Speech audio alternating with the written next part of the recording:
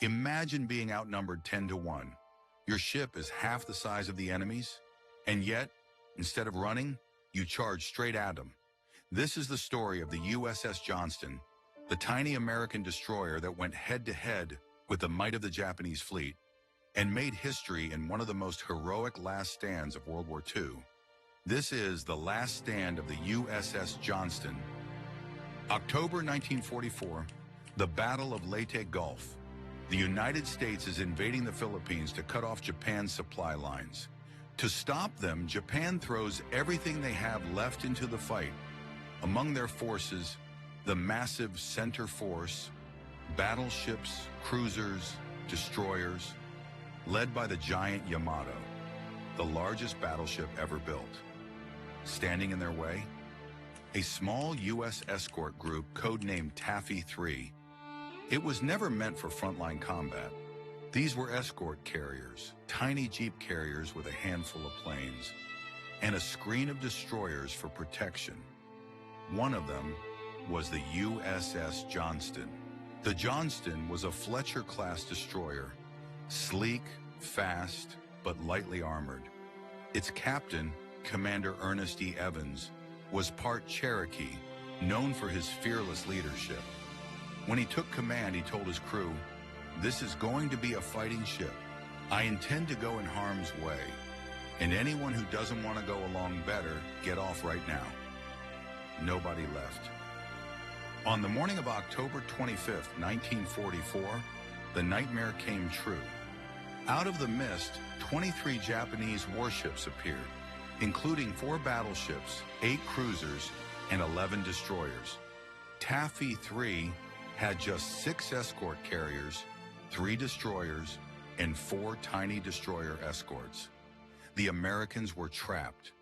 If the Japanese broke through, they would wipe out the invasion fleet at Leyte. It should have been a massacre. Instead, Captain Evans gave the order, "Commence attack." The Johnston accelerated to full speed, against ships 10 times its size. Evans turned directly toward the enemy. He ordered a torpedo run.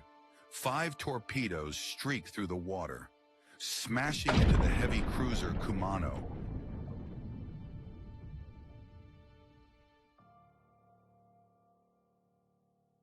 The Japanese were stunned. One tiny destroyer, charging an entire fleet. But Evans wasn't done. The Johnston weaved through shellfire, trading blows with enemy battleships. Shells ripped into the ship, taking out the engines, knocking out guns, killing crew. Yet time after time, the Johnston re-engaged. At one point, she dueled with the giant Yamato itself, a battleship armed with 18-inch guns, the largest naval artillery ever put to sea. Evans kept fighting.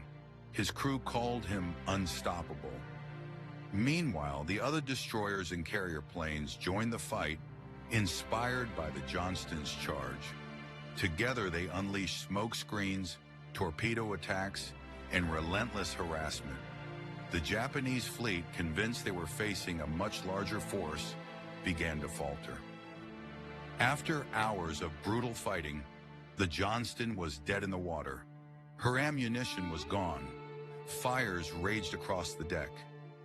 Captain Evans gave the order to abandon ship, but many survivors recalled seeing him on the stern, still giving commands, until the sea swallowed the Johnston. Of her crew of 327 men, 186 were lost, but their sacrifice had turned the tide. The Japanese fleet, confused, bloodied, and convinced they faced the main U.S. force, retreated. The invasion of the Philippines was saved. The USS Johnston's last stand is remembered as one of the most heroic actions in naval history.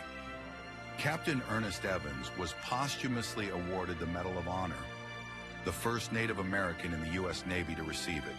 His courage and the bravery of his crew proved that even the smallest ship could change the course of a battle.